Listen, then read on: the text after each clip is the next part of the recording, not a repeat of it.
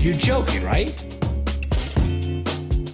Well, I'm trying to be hopeful. I'm trying to be optimistic about that. Well, I guess you're too young to be a little pessimistic like me. The fucking things I see out there, people are stupid. You've got a real... What up? Hi, Brian. Hi. How are you? Good. How are you? Good morning. Good morning to you. That's happy birthday to you is the tune you were just singing. So you were saying... You have like a bit of a... A little compulsiveness? Yeah, I was going to say it nicely and say like a collector's mindset. I do. You very much, if you like one thing, you're like, well, I need all of them now. That's kind of how your mind works. One could view it as like an addictive. I don't think I'm addictive at all because it doesn't change. I think you have a slight addictive personality because fear analysis. No, but that's good because like you get addicted to work, so you're really, really good at working really long hours because you get addicted to it. Remember when you were addicted to, or not addicted? Remember when you were like, oh, I'm going to start running, and then you go from like I'm going to start running a little bit to I'm going to be running marathons. I love running, but right, but then you're like, no, but that's goal oriented. That's not. I don't think that's an addictive. I think that's. But you don't do things casually. But you jump all in. But no, which is a good thing. I think I'm goal oriented. I like to be the best at what I do. But then remember, you were like, you know what? I kind of want to start reading. Like, I want to read this book. And then you read a book, and then you read. No, but then you read like 4 books a week. You like went crazy. I tried to get into to see because I tried that. I didn't like it. No, but you did. Remember, you were reading like a book a week. You were like constantly just reading books for like a month or two. Okay. I don't think I'm addicted personality. I don't think it's a bad thing. But cigars, you're like, I like cigars. Now I need to own every cigar. You know, you're like, no, that's a collector's. The cigar's a collector's thing because. But you have a bit of a compulsion to it because you're like, no one can even touch these. You're like, I just have to have them. Well, that's my stuff. I don't want anybody touching my stuff. But you're like, I can't even smoke these because they're in my collection. No, because they're too expensive now. That's a different. There's an economic form. Like I bought it for let's say $300 a box, and now $900 a box. I'm like, I'm not fucking smoking them because you can't replace them. Right, you're like burning the money away. I know it's terrible. No, but and then ammo, you're like, oh, you know what? No, I like these guns. Let me prep a little bit, and then you're like, now I need 75 magazines to sit around fully loaded. No, it's different. Let's not exaggerate things. Oh, sorry, 17? Is that what it is? I need for my 9mm guns. I think you need 10 magazines for each gun. That's just a smart thing. It goes in a case, filled because it's hard. So that's like insurance. It's an insurance thing. Okay. The ammo. I could be wrong. My gut is telling me there's going to be a problem. I'm a little concerned with what's going on in this world. Not where I sit there with fear about it, but I'm concerned. And as a parent and as a husband and as someone who's, you know me, I've always been a forward thinker. Do I not think about my retirement plan? It's just my personality. I have all the insurances in place, life insurance, health insurance. That's just the way I am. The ammo is sort of like insurance to me. I have a feeling, and I hope I'm wrong, that they're going to stop the ammo to the consumers. I just think I don't know. I get a feeling about it. Whether the Army, whether they make it a shortage, whatever it is. So for the $500, it doesn't go bad. So for the $300 here, $200 here, $500, I'm like, I don't. If I buy it, it's just I got it. It's comfort level. It's nobody. If I never use it, great. And then another thing, I'm also going now more because I joined that private shooting gallery. I am trying to go, and you could shoot 50 rounds over in this course with it. So before you know, you go to 1,000 rounds in like 3 weeks. I want to have the cushion. Sure. I don't think any of it's bad. I'm not taking it as bad. I'm just explaining my thought process in that. The cigar thing is sort of like, I guess is my personality. Like even with like the nice bottle of wines, I don't drink.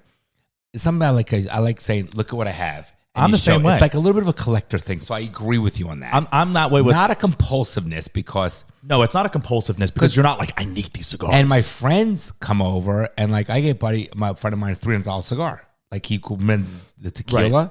So I'm not hoarding it. Oh, no, I don't say you're saying it's that. a collecting. I think it's more of a collecting thing. I have that inkling too towards like collection. Yeah. I mean, you can see in my apartment, it's like full of just knickknacks and shit. You know, it's like stuff that I've collected from around the world. I have all my liquor that I've brought from all over the world that I don't drink it. I don't let people drink it. It's just there Game of to Thrones have. Liquor you have. Yeah, it's like it's just there to have. I know I like looking at it. And right, I know same. my friends who are into cigars, It's a conversation that you talk about. And then it's like, look, I got this here. Oh, you have that one? Oh, shit. Correct. And it's not a bragging thing. It's a conversational thing. It's a shared interest that you can talk about. And it's a common, I agree. Right, like when I have friends who come over that love tequila and they're like, oh my God, how you have this tequila? And I'm like, oh, you think that one's cool? Check out this. I got this in a little Mexican village, Right. And so it's, right. I agree. Guys like, and my buddies are into cigars and my buddies are into guns. So we talk about it. And that's what I don't know. We're just like bigger boys with toys, more toys. That's what it is, Yeah. So I was just I know, but I do think though when I do something I go in deep, and I also think that like when I find an interest, let me get it out. Let me get all the ammo. Like so, that's just right. You will go like fully into something because I can afford to. So why complicate it? But I also think you have that personality. I think I got that from you too. There's like. If I'm interested in something like, we're like, oh, we're going to Japan. Bronson, can you book this? And if I'm interested in it, it's like, okay, now I'm going to spend the next 3 weeks. Yeah, but you're so good at travel. Everything I can. You're so good at that but stuff. But it's like autistic with the focus I can get on certain things. But you're also very good in that travel. Like if you are. No, but it's because I like it. But then there are times where like, I'll want to learn about this one thing or want to like, find out more about how to do this. And it's like, my focus can get so hyper focused on one thing that it's like, I think of it as a pro. Yeah. Because then if you put that focus towards like work, it's like I can get my work done so fast because I'm so focused on it. Where other people are like, they'll take a break every 10 minutes. They go off tangent. They'll like scroll on their phone every 30 minutes for an hour. I'm very conditioned. I think you get that from me. I could sit for like 6 hours in a cubicle in a corner of a library and knock the shit out of them. Right. If I need to, I can do that. I'm a machine. So the thing is, I don't, in any capacity, never took it as a negative, what you said.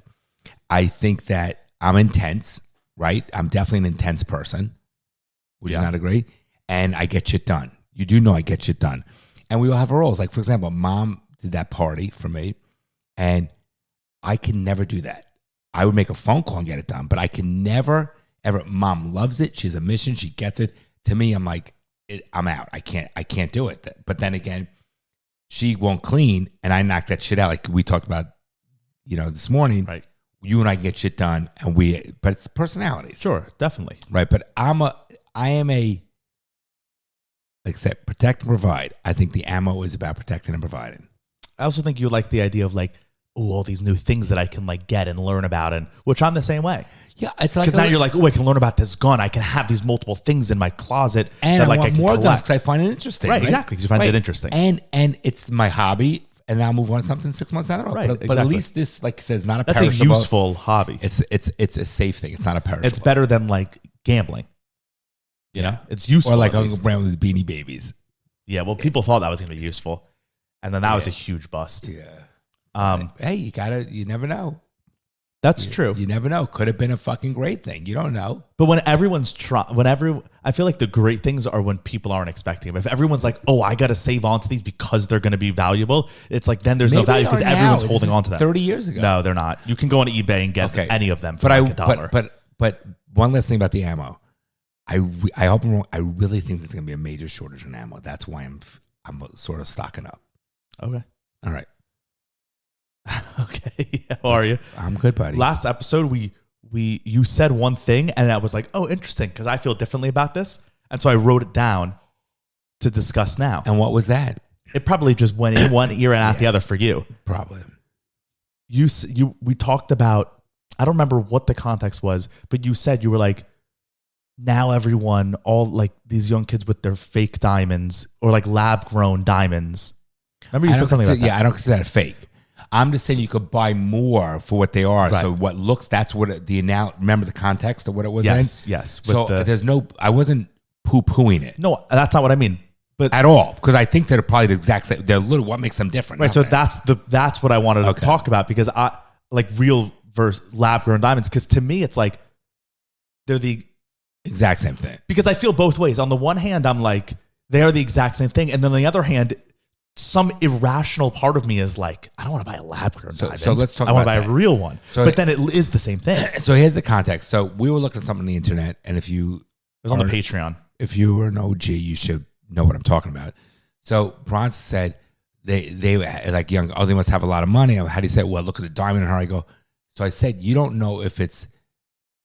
And I guess maybe I said a regular diamond or a lab grown diamond. Remember, I come from a different generation. This is only a new thing the past couple of months. Yeah. These lab grown diamonds. So if you But I'm asking your like. I'm going to give you my opinion. I'm just setting up like you set up for the people. For those who don't know, they've come out, and I don't know a lot about it, but they've come up where, they can make like grow meat without in labs or whatever it is in certain foods where you don't need to farm it or to harvest it. Well, they now can make diamonds in a lab, which is a true exact diamond. It's not glass. It's not fake. They can make a diamond where, as opposed to going ahead and mining it as a mineral, whatever it is, and cutting it and doing the facets. It literally, when people it's 100% say a diamond, a real diamond or a lab grown diamond, they're both real diamonds. But the terminology, one is natural, one's man-made. Right. But the terminology, the reason why someone like me, or let's say my generation or prior generations, it's so new to us. Yeah. That I think in 2 generations from now, diamonds will be democratized. It's going to be all literally like De Beers, which is the one that controls everything, will be out of business. Right, because it'll all just be everyone. But then also something is sad about that, because then it's like diamonds forever have been a status symbol because they've been diamonds. But now if you democratize diamonds, right? If diamonds are something that anyone can own, then they're not special anymore. So then diamonds will be dead. Something will replace it, right? Like the engagement ring in 100 years will be something that is now very special. Like an NFT. Because diamonds won't be special, which is a little bit sad. Yes, but I think... But then again, also, who cares? But there is also a component, for example, like we know about the electric cars. When it's electric cars, we also know there's no resale value in it. So maybe the diamond, like there is an arena and a subculture for estate jewelry, right? People still like estate jewelry. Meaning like old jewelry. Yes. Okay. ESTATE, right? Yeah, estate, like... I'm just saying for people like listening. So I still think that the scarcity and the uniqueness and the meaning behind the diamond that's been mined from the earth, will still have a value. There's an inherent value because of the scarcity of it, what goes into it, and now I think that the lab grown diamonds will make those even worth more. Is my feeling. That's a good point. To the wealthy, not to someone. Let's say, like you might say, I'm not going to spend $80,000 when I get it for $10,000, and it has, because you're in a different position. So, and the irony. Well, what do you think of? Oh, sorry. Go ahead. I'm sorry. I'm going to get that. And the irony is, because people are all about show and whatever, this lab diamond has now, people can get bigger diamonds for less money, which is all more about the show, the flash, the bullshit, the whatever it is. And you know that a lot of people who are having big lab-grown diamonds are not, they're telling people that it's a real diamond. They're not telling people it's a lab-grown diamond. Right. So then again, all diamonds are real diamonds. So here's my thoughts on it. I don't know enough about the lab-grown diamonds. I know they're real diamonds because you could talk to jewelers. They'll tell you it's I looked it up yesterday because after the episode, I was curious. I was like, is there a difference? They're indistinguishable. The only difference is that on lab-grown diamonds, depending on the lab, they'll put like a serial number on it. They'll engrave a little number just so that you can trace where it came from. So the only way a jeweler can tell is if it has the number. Otherwise, it is completely just, you cannot tell. So I'll give an example. So mom would say, like I said, Mom, if you ever get costume jewelry or a fake Chanel, I'm not buying your real one because I know. Does that make sense what I'm saying? Right, like why buy a fake Chanel when you can buy a real one? No. Why would I ever buy you a real one if you're going to buy a fake one to mom? Right. We're saying the same thing. You just said a little opposite. Yeah, but I'm saying for you, in your mind, it's like, why would I ever buy a real one when you bought the fake one? And then I'll never buy you a new one again. Right. But they're both leather, right? They're both pocketbooks, no big deal. But I know. Pocketbooks. I know. So I know. I don't have anything wrong with the lab grown. I could afford to buy the other ones, and I've always have. So I'm not comfortable with it yet. But if you can't tell the difference, then what's the point? You just want to spend more money for what? Just for what? No, I guess because I know there's a difference. But you know what? That it came from a slave. No, that's the other issue. Okay, listen. I'm not. Again, I'm telling you that I'm ignorant. I'm not. Okay, I'm kind of on your side too. I just feel both ways. I'm not. I'm telling you, I have zero issue with it. I'm just not comfortable enough It's yet. too new for you. Yet. Because I'm so old school that maybe in 10 years I'm like, no, I'm not fucking buying you a real diamond. I mean, see, that's my mentality, real diamond. I'm not conditioned yet. Maybe it'll be the term natural diamond. Maybe natural versus lab grown. Maybe 10 years I'll be like, no, that's 50 grand. Get the other one for 5. They're both diamonds. I'm not there yet. Yeah. But so here's the thing. So let's talk about a young couple. Let's say if you get engaged or not, whatever, right? Because that's a thing. As a guy, you want to be like in my mind, I want to buy the original of real. Okay. I feel both ways because it's like I would say the opposite. No, but I feel both ways because it's like I want to buy. We had a moment we touched on it. It's like I want to buy. Obviously, it's like if this is a great breakthrough in technology, it can save me 20 grand to buy a lab grown diamond, right? No, it's not going to save you. You're just going to buy a bigger diamond. See, that's the mentality. You're not saving. Well, but then on the other hand, it's like there's something now even more special about a real diamond. If you can propose to your girlfriend and you can be like, this isn't lab grown, and there's value in that. So let me ask a question. So this is how I think. Okay, as a dude, if I was in my 20s. I don't know. I'd have to defer to the girl. What does she want? Does she want a bigger stone that's the lab, or does she want a smaller stone that's from the earth? I think there are certain women, like we were saying about collecting, and in my apartment, like most of the stuff in my apartment is old stuff. It's not new. I like got it from this old thing or this blah blah blah. Right, but you're an old soul. You're very unique, and as much as I love you, you have to defer to the girl. No, I know, but that's what I'm saying. Like certain women would hold value in the fact that this is something old. Where other women would be like, no, I just want a big stone. Most women want the big stone. But then there are some women who are like, I just want it to be, I want it expensive. I don't, it's like, someone would be like, I'd rather the smaller stone, but know that it was this price than the bigger stone and know that it was lower price. You have to ask the girl. Right. But it's just interesting. These are new debates that are going to be coming up. 100%. And I do think. 100%. Yeah. But then the other interesting thing too, is that like a lot of women will probably inherently, their first reaction will be like, I want a real diamond, not a lab grown. Oh, valid. Okay. Because they're like, but then it's like, if you think about it, they're not arguing, their position is on the side of, because like what comes with people call them blood diamonds. What comes with diamonds is like bad stuff comes from getting diamonds. Same with electric vehicles. Yes. But diamonds, we know about it. Everyone knows about it, and at least an electric vehicle has a purpose. It drives from A to B. A diamond has no purpose. It's just a rock that's on your finger. But slaves worked in a mine and probably died and all this stuff to get it. And a lot of crime is involved. Isn't it terrible when you break it down like that? Like, but with lab grown, no one should ever wear a diamond in. Right. And so that's been a big thing. And a lot of women, more like grape nutty women too, are like, I don't want diamonds because they're tainted. Yeah, I get it. But this lab grown solves that problem. There's no bad blood that goes into it. But a lot of women will still be like, no, I want a natural diamond, even though it comes with all of that baggage. And it's the way we're conditioned. I get it. Yeah. I get it. I think on something like that, unlike mom and I who are married together for 30 plus years, we can have that conversation and I'll get her whatever she wants. I think on new couples that are looking to get married, I think the man has to defer to the girl. Yes. Yeah. Because I don't think the man. But doesn't the man always, if you're proposing, shouldn't you always defer to what she wants? You don't buy the ring that you want. You buy her what you think she wants, right? No, actually, engagement ring? Listen. I've always picked out mom's jewelry. Always.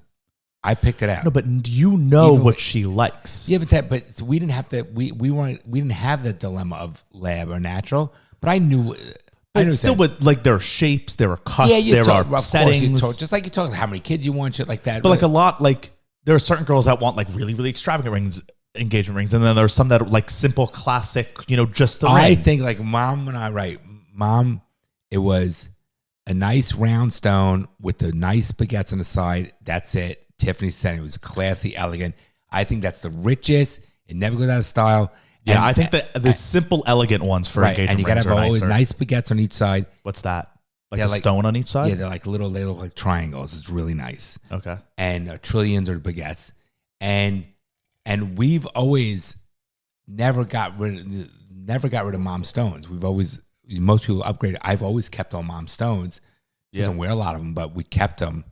Right, because there's value in that, and then also like that's another thing that, like, if I was a girl and I was in this dilemma of like, what kind of ring do I want, lab grown, all this stuff.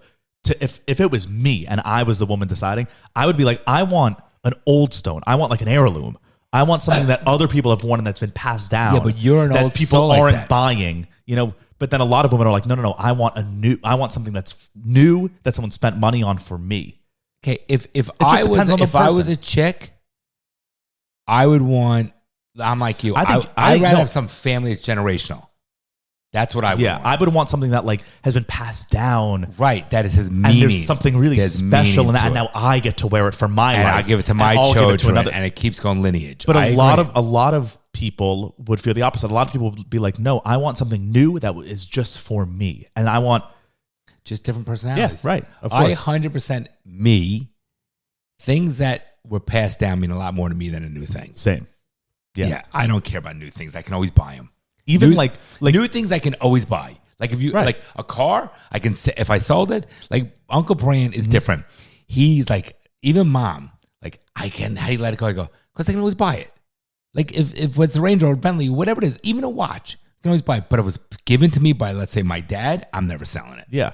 Or like never in a million years. Like your Porsche, let's say in like 20 years, you had your Porsche, or I could buy a Porsche. That was the same one. It's like your Porsche has so much more value to me than a new Porsche. I agree. So much more value. Even if even monetarily, if it's less value. Well, it'll be worth more at that point. But I love, like I've given all you kids my watch or jewelry. I love that you're going to give that one day to your fucking kids. Like, yeah, right. That's huge. And then they'll be able to go on the podcast and say, this is my great grandpa's fucking They'll go watch. on the podcast? They'll look. Oh, they'll be able to see. Right, because the footage, we don't have. I didn't have that. Yeah. So in 4 generations, Bryce will be able to say, that guy, that's the fucking Breitling I'm wearing that you have. Right. How cool is that? But my watch was Pa's, then yours, then mine. And it's like, that's so cool. Shit. I will never give any of that shit away. And I tell everyone, whenever anyone is like, oh, that's a nice watch, I'm like, oh, well, get ready for a whole story. And I tell them a whole story. Yep. Even if they didn't ask. But I'm like, it's so cool. So I like that component. But I think a lot of women, I think a lot of women would even feel that way about other things. But when it comes to there's something specific about diamonds. I think they're conditioned to be like, I want a diamond. I think it depends on the woman. I think that, imagine if a woman had something that known was generational. I think that's like, 'cause to me, if I was a woman, I'd be like, how important the meaning behind it is so much greater than because you can always get fucking diamonds. And now, like, the history of this, like, it's been entrusted to me. Right. What an honor. Yeah. Yeah, you got it. And then speaking of De Beers, I was looking at this too, right? That's the name of the company. Yeah. They're like, they own like the whole diamond trade. Yeah. It's all a sham. Did you know this?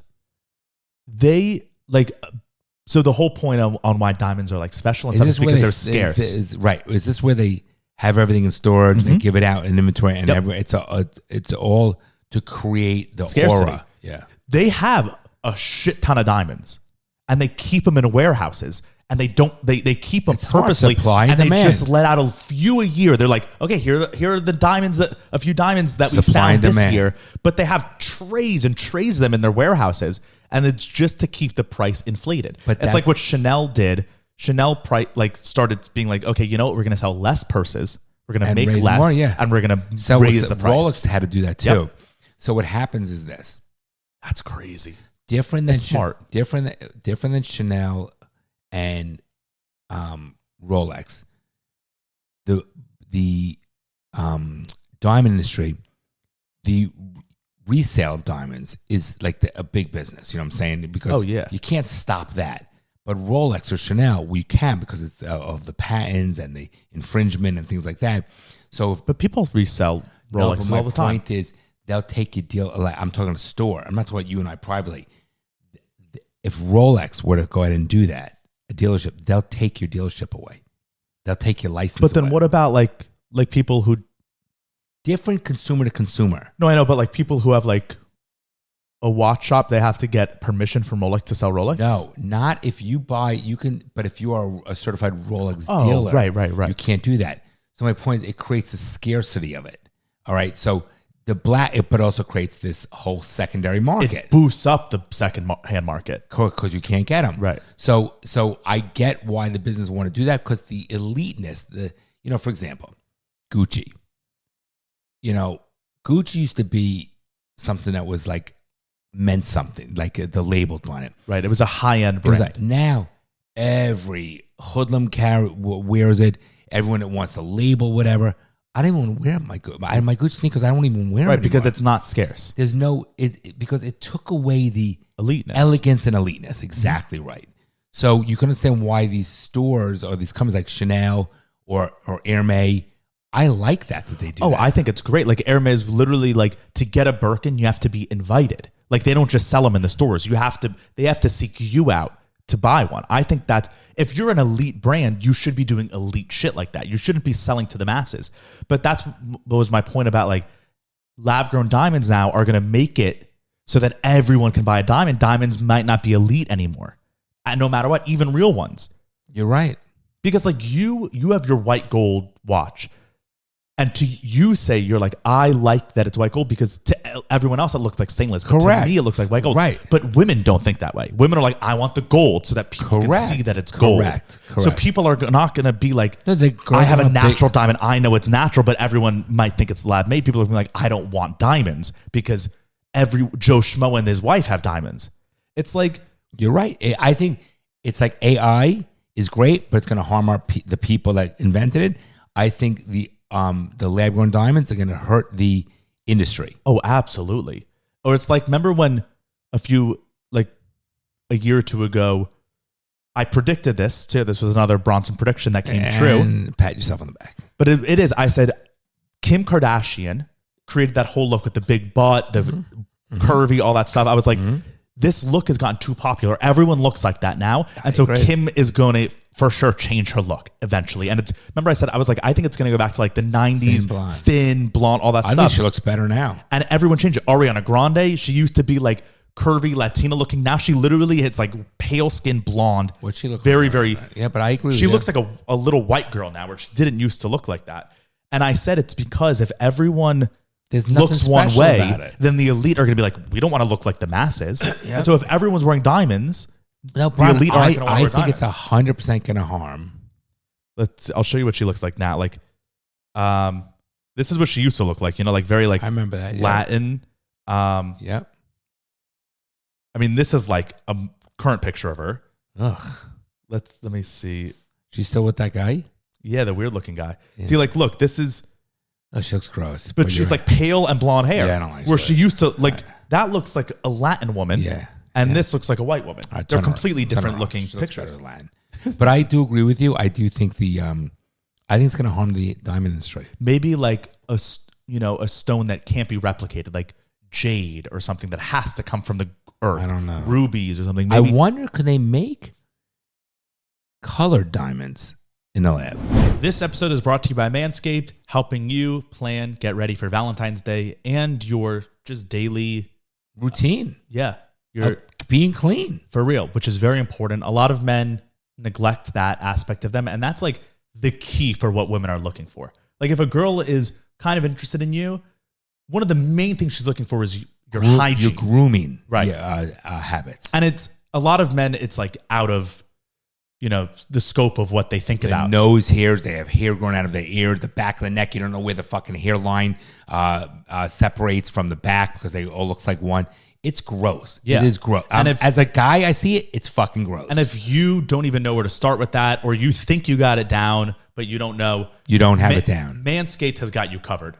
Head to manscaped.com, check out all their products. They got something for everything that you need. They have the Lawnmower 5.0, which is their new trimmer. You can use it everywhere in your body. It's great. It's got travel with it. Yeah, it's wireless charging. It's waterproof. It's compact. The thing is great. I never worry about nicks or cuts with it. I use it everywhere. It's got multiple different size settings. And far superior from the prior version, which we thought was great. The new version is the technology is unbelievable. Yeah. And they have a bunch of other stuff. They're always coming out with new stuff. So if you have older Manscaped products, I would go to the website, check out. They probably have a newer version of what you have, and they improve on it. Trust me. Great Valentine's gift. Yeah. For your man. I'm telling you, it's a great fucking Valentine's gift. So head over to manscaped.com, use the code DaddyIssues20. You'll get 20% off your order and free shipping. So go there, check out all their stuff, check out their ball deodorant. That's my new favorite thing, and all their products. So once again, manscaped.com, use the code DaddyIssues20, and you'll get 20% off and free shipping. I don't know, because those are pink and yellow diamonds are very elite. Or the Hope Diamond is blue. I've seen that in person.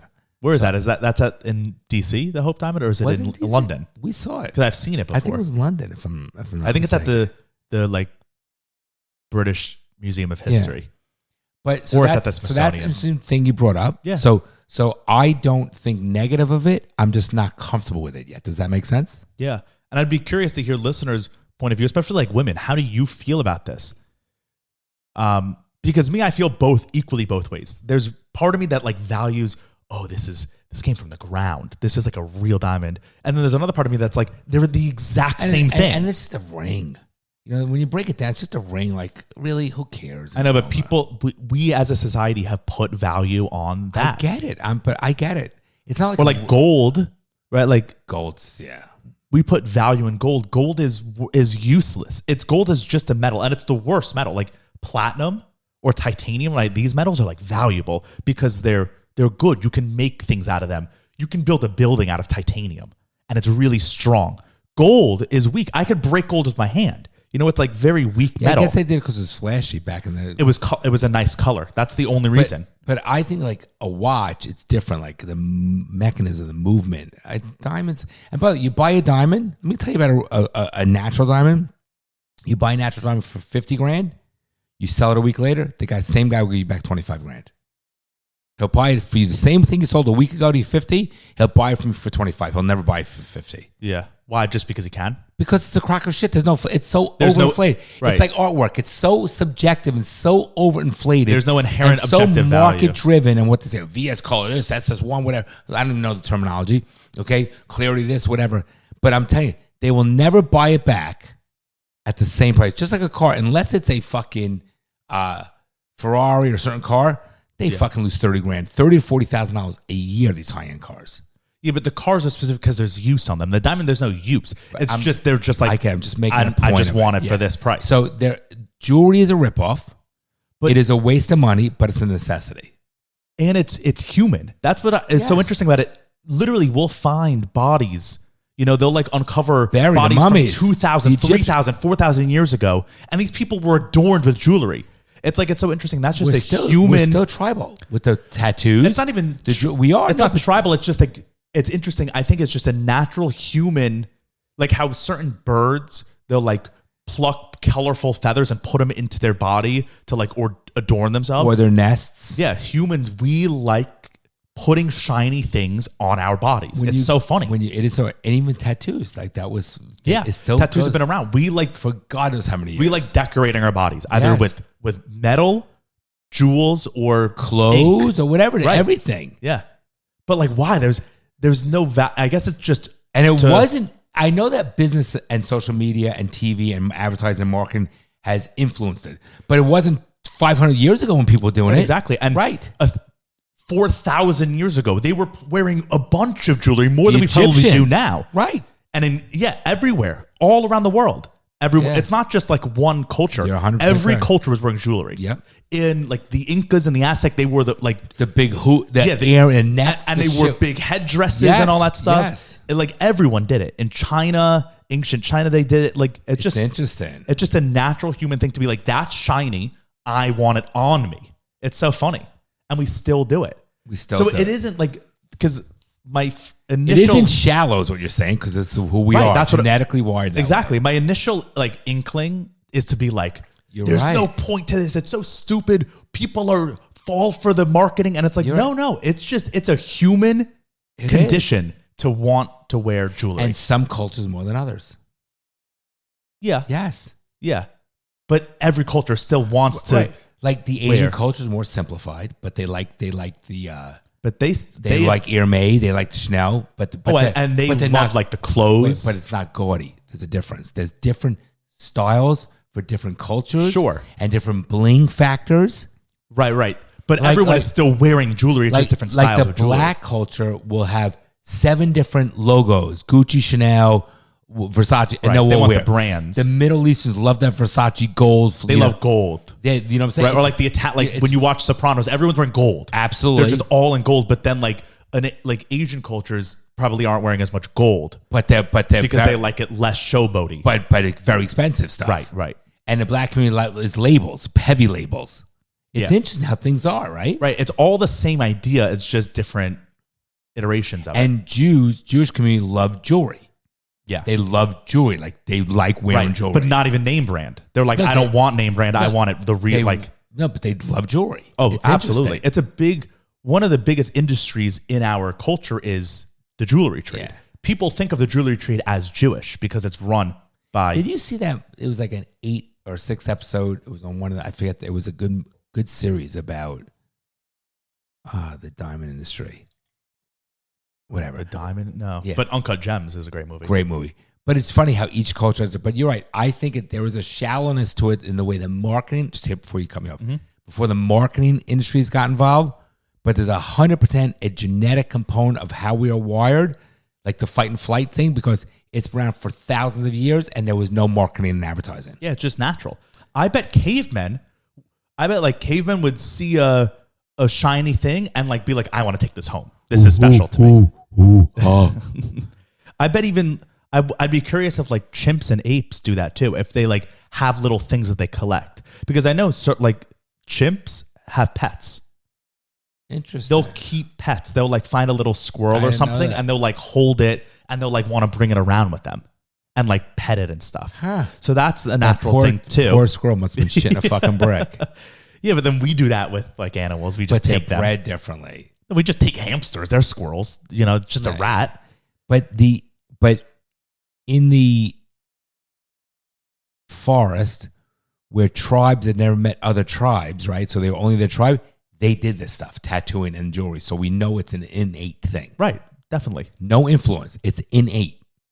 Yeah. Yeah. I think if you just took, even babies see something shiny and they're like, I want that. And they put it in their And you mouth. see like a gold shiny, but then also like if you saw an emerald, even if you didn't know that there was any value in it, right? Like no one ever taught you, you would be like, ooh, you would want to go near it. Like my rock collection.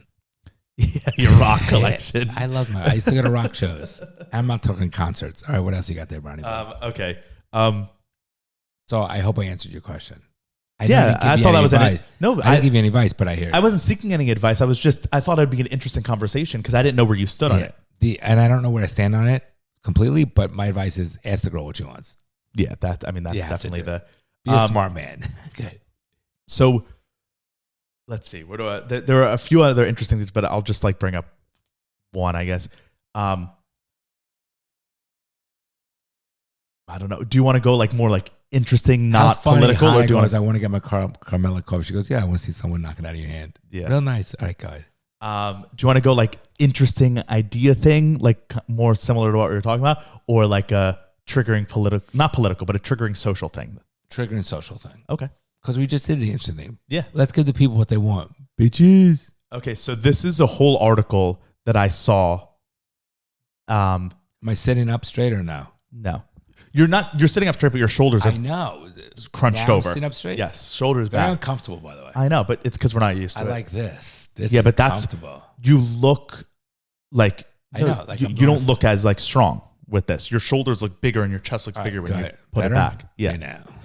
Should I get breast implants? No. This was Bryce a whole keeps texting me. Whole article that he's texting the family group chat. But he might be on his way back from Tampa. See what we're doing. Can I just? Yes. What's he saying? Oh. 3 U.S. soldiers died in a drone strike last night at our base in northern Jordan. It was from an Iranian-backed militant group. Aren't our soldiers in the region dying every day? That's what Mom says. So I'm running fucked up. All right, go ahead, Bronny. I'm sorry. So there was an article. Yeah, there was an article in the Wall Street Journal that's just like on a crazy topic, and I wanted to get your thoughts on it. So we'll just we can just read the article and you can react to. You got it. Because I didn't even know, I guess this is a thing. part of it makes sense, and then part of it is like weird. So the title is "Stay-at-Home Girlfriends Are Having a Moment." It says social media offers a Gen Z take on life. Gen Z is what? You? Burke's generation. Okay. A Gen Z take on life outside the workforce with minimal housework and maximal self-care. The typical stay-at-home girlfriend video opens on a young woman in a pristine apartment. At 8 a.m., she makes the bed and cooks pancakes for her boyfriend before he goes to work. After a green juice, it's time for self-care, a private Pilates reformer session, and a microcurrent facial. Then she has lunch with the girlfriend at a local hotspot, goes for a long walk, and listens to a podcast before it's time to get ready for date night. Clips like this are abound on TikTok. Smooth, hypnotic videos presenting an idealized vision of a traditional marriage minus the wedding ring, plus a dose of a current wellness boom. Being a stay-at-home girlfriend, or SAG for short, is all about supporting your boyfriend with tasks like cooking and housework, plus a rigorous self-care regimen and keeping up appearances. The phenomenon reflects a Gen Z move away from mid-2000s girl boss hustle culture and towards aspirations of a softer life, which is that's kind of stuff we've been talking about like how women are being like, I don't want to, like, well, I was taught I should be working and all that stuff, but I don't want to do that. No, the difference was, I hear it, but that, I would say, how's it working out for you? They wonder why they can't meet a man, because people want to be with people. But wait, is there a video? I mean, we can look at all the TikToks on it. Let me see. I'll go to TikTok. The labels. So, but it's interesting. It's like stay-at-home girlfriend. So these women are like, I'll stay at home. I'm not going to work. This man's going to take care of, right? This man's going to take care of me, but I don't agree with that. I'm his girlfriend, not his wife. I want to watch some videos, and I'll tell you how I feel about it. Okay, let's see. And the labels. Let's do stay at home. I can't believe there's all these fucking things out there. It's retarded. Let me see. I can't hear. Hold on. I got to connect it to this. 1 second.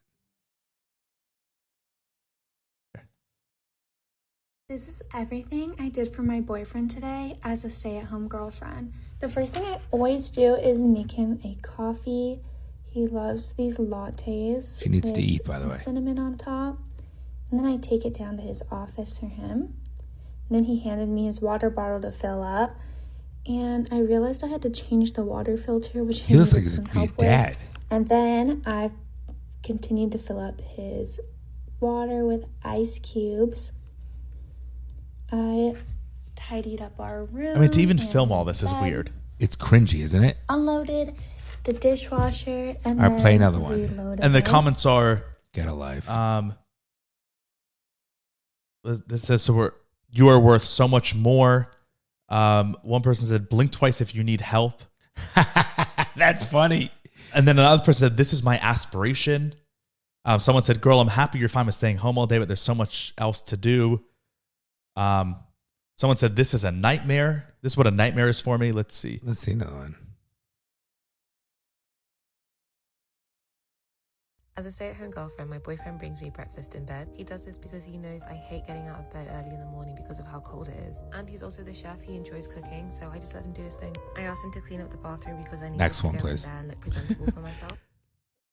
That sounds like a stay-at-home boyfriend. Here's the unglamorous reality of a stay-at-home girlfriend. Truth is, I'm bored a lot. I don't shop every day. I don't get massages or facials every day. Some may ask, well, why don't you work? I do. I'm a content creator, but filming a video takes an hour max, which leaves me with 23 hours left. Most days, I'm organizing the house or looking for things to furnish the house with. I don't enjoy cooking for myself, so I order in a lot. I don't understand because a stay-at-home mom, right? The whole point is that there are children. You chose to raise those children. That's your career. That's a full job. And then some. Yeah. And it's like there's so much going on because you have a husband and children. These women have nothing. They're girlfriends. I don't understand what I think it's a sad at-home girlfriend. That's terrible. Yeah. I don't know. Thank you. I don't. Here's my opinion. As old-fashioned as I am and having roles, I don't agree with that. I think it's pathetic. I think it's a girlfriend. You both should be working. You both should be experience life, have a relationship. I think even stay-at-home fiance is wrong. I think married couple, even stay-at-home wife is wrong. I think once you have kids, different story. But until you have kids, both should be working, both should be contributing, things like that. That's just my opinion. I don't think that anyone that, if you don't have kids, if you're a woman, you should be working, period. Not older mom's age. I'm talking, you raised your kids. But when you're Well, young, mom has kids. I'm saying when you're young, why shouldn't the woman work? Yeah, but that was not a thing up until like 50 years ago. I'm 57. I'll give you my opinion. Yeah. I think a woman should work. I mean, I guess women used to work too, but they would work like on a farm. And they would work for the family. And for the woman, it gives you self-worth. It gives you money in your pocket. How could they be satisfied? It gives you independence. Why would you want to rely only on your boyfriend financially? Right, it's not your That's husband. Stupid. Correct. You're not building a future. It's bizarre. And the other thing, and even if you're married as a young couple and you don't have kids, why wouldn't the woman want to still work and contribute? You're a team. I don't think it should only fall on the man.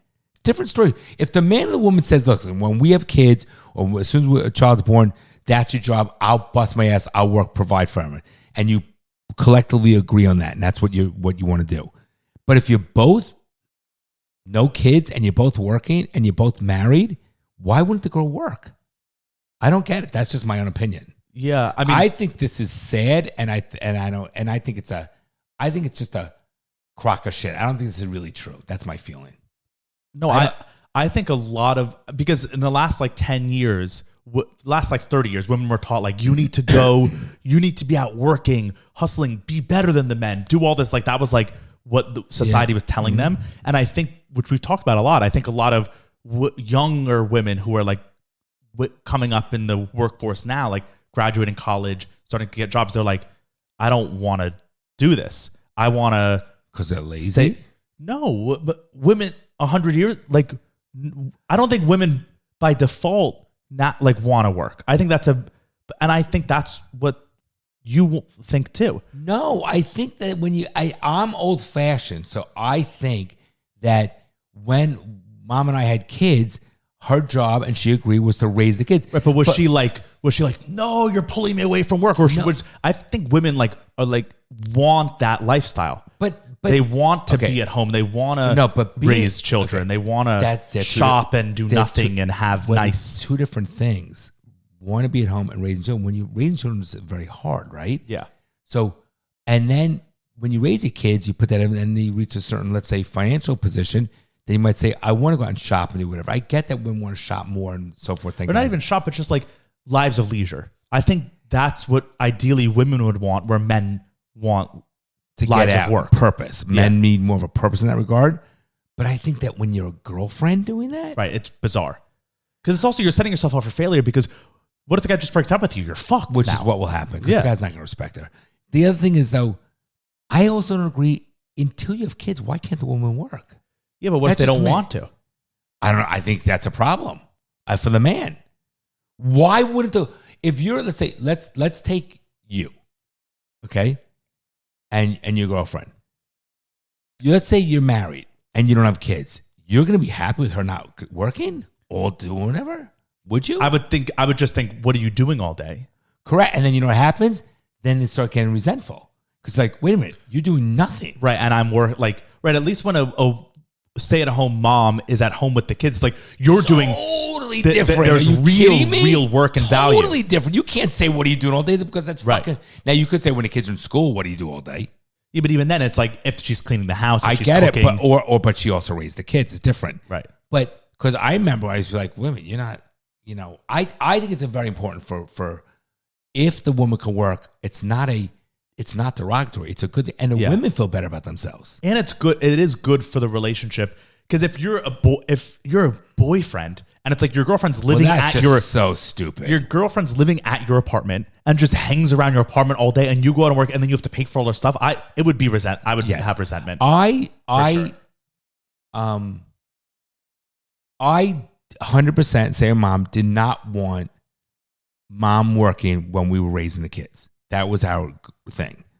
But I think when a woman can work and it doesn't take away from raising the kids, whether it's before or after, I am 100% in favor of it, because people get bored. When you get bored and you have too much time on your hands, it could create problems. And you also need to feel a sense of self-worth. I also know that women, no matter how much old-fashioned you are, I know mom's a perfect example of it, they don't want to rely, they like to have their own little money. They don't want to rely only on the man, because it's somewhat demeaning to them to say, can I have money? Or I took this out of this account, whatever. They want to be able to do what they want to do. And like, remember when you started working, you have the money in your pocket. It gives you a sense of self-worth. It's just a human nature. It gives you power, it gives you control, it gives you a purpose. I don't think that the woman should be completely 110% reliant on the man if she has the freedom and time to earn income. Especially if she's a girlfriend, not girlfriend, a wife. This thing is, I think it's just I think it's just a fad. And it's just another thing that come up, like when they said the girl boss thing. I don't agree with that shit. It's I just saw this. And it was like, I never even knew this stuff even existed. Yeah, me neither. I saw this, and this is in the Wall Street Journal. I was like, this is such a bizarre phenomenon that's going on. I don't know any of these. Stay-at-home girlfriend. Give me a break. Do we know anyone? I don't know anyone who fits into this. I mean, I know a lot of women that are my age that like work, but they work like a job that's not like really that demanding. And they like do a lot of things we called it an MRS degree. A lot of women went to undergrad for an MRS degree. I know a lot of girls who are like in marketing or in social media, and that's their job. And they do work at a company, but it's like they don't work that hard. Their dads are paying more because they don't make enough money. Right. Most women I know, the vast majority, 90% of the girls that I know that are my age that I'm friends with, don't like their life is subsidized, subsidized by their parents. Mom and I, it's funny because mom, mom when she was working, I think it's a generational thing though. Yeah, mom she had to move back home. She had to live at home. Yeah, for a job she wanted. I really don't know. I can count on one hand the girls that I know that their parents don't subsidize their life. Do you think the parents would subsidize? You know my view on this. Do you think the parents would subsidize their daughter when they're still married, when they get married? Yeah. Okay. Do you have a problem with that? Yeah. Oh, absolutely. I have a huge problem with that. Yeah, and I think that's happening a lot. That's going to cause divorce. Oh yeah, why would the parents ever do that? I mean, th're setting themselves up for failure because if they're supporting the girl and kids up for failure. Yeah, right. If they're supporting and giving a lifestyle for 26 years, 27 years, and then why would the daughter expect that lifestyle to change? And you know what it's also saying to the son-in-law? You are less than because you can't provide for my daughter. Right. You can't give her the life that she wants, so I'm going to do it. Okay. How pathetic It's undermining the whole relationship. It's undermining that you're the man of the household and you're the husband. You do understand how bad that is. When I say that, it's truthful. Imagine your father-in-law giving your wife money because you can't provide what he thinks she should be living. But then also imagine that's fucked up. Imagine your wife being like, "I want more, so I want more than the life that we have, so I'm going to go to my dad to do it." It's like no, you if you don't have a lot of money, when you're young and you're a new couple, like you work towards. You shouldn't have a lot of money. Like grow it together, and when you're my age, you look back and you value it. Yeah, I think that's a huge problem. It's such a disrespect to the son-in-law. It is such, and if the wife and to the daughter, to your daughter, if the wife, because a lot of these girls are taken care of by daddy, right? But I know, but as the dad, you're like doing a disservice by giving your daughter money when she's married. If the girl takes the money without the husband knowing, also huge. Well, that's disrespectful. That's like I'm shitting on you. Like you can't give me you're not the man of my house, so I got to go to daddy. Right. That's and it happens all the time. That's and if she's not like. If she's a stay-at-home girlfriend and getting the money too. That's fucked up shit. And that happens all the time. It's mostly Jewish parents doing it to their kids. Well, that's what you know because we only really know Jewish families. That's fucked up. When I lay it out like that, like I'm against that, right? I've always said it. You know where I stand at. But when I say it out loud like that, it's so disrespectful. Yeah. Yeah. Wow. All right. Okay, fatherly advice? Yeah, we haven't done one in ages. I think this one maybe fits in with that idea. Wow, that's some fucking mean shit. All right, this is kind of long. Wow. That's long. Yeah. Do you want me to go to a different one? No, read it. Okay, this is from Grace. It says, "Hi, Jon and Bron. I've been a fan of your podcast since 2021, and I always look forward to listening to your podcast at the beginning of the week. I'm currently engaged, and I'm getting married this coming August. My fiance and I, mainly me, are conflicted about what we should do for our living situation after our marriage. We currently live separately with roommates and already have an idea of what area we would like to live in. The area we want to live in would be closer to his family, church, his work, which is at the church, the soccer league we play in, and I plan on looking for a new job around there after the wedding. My fiance's parents offered us to move in with them after the wedding to save money. Nope, don't do it. And they wouldn't charge us rent. They said we could have the whole basement to ourselves and make it our own apartment. The basement already has my fiance's bedroom, a full bathroom, a workout room, living room, and a little bar. Also, when we looked for apartments, we struggled to find ones that would take our dog because she's a German Shepherd, and a lot of apartments have a restriction against that breed. And my fiance's parents already have 2 of them that she sees all the time, so she'd be welcomed at their house. My fiance and I talked about his parents' offer privately, and we both agreed that we didn't want to live in his parents' basement, but understood we could save a lot of money for our future. We hadn't given his parents an answer yet, but I told my fiance I was 50-50 on the decision, and he told me he was 90% for it. I told my parents about the offer for my fiance's family, and right away they were not supportive of it, which I knew that they wouldn't be. My parents sat me down and talked to me about how it's a bad idea to live with my in-laws and how it would hurt my relationship with my fiance. They talked to me about how important it is for us to live alone during our first years of marriage, and that they would be worried his family would have influence over our relationship. Also, they told me that we shouldn't be worried about saving money when we're first married, and that we wouldn't be able to afford a house for a long time anyways. I was shocked that my parents were telling me not to worry about saving money, especially because my whole life my dad drilled into our heads the importance of saving money. After the conversation with my parents, I saw some of the points they were trying to make about building that relationship with my fiance in our own home with privacy and not letting outside influence into our relationship. So I brought up the discussion to my fiance, and it started a little fight between us. He thinks if we don't save the money by living with his parents, we'll never be able to afford a house. Also, he thinks my parents may be jealous of his because we're closer to his family than mine. We currently live 45 minutes from our families. We just do more activities with his family than with mine. But overall, he told me he would follow my lead on the living situation, and we agreed we needed to do what's best for us. I have gotten some outside opinions, and the only ones who are against my fiance and me living with his parents are my own parents. We're both conflicted about what we should do for a living situation in the coming months, and I feel in the middle since my fiance stated he would let me make the decision, and I feel like I can't talk to either family about it. So what would you do in my situation? Very easy. You know my answer. Okay, Give it. 100% do not move in to the basement. Do not move in with your in-laws. Your parents are 1,000% correct in what they said. If your husband and you, future husband, and you cannot afford to live in your own place, then you cannot afford to get married. He is the man. You are going to be the wife. Okay, you need to live on your own. You need to build that. Those are very, very important years. Do not move in with your parents. Do not move in with his parents. It is a mistake.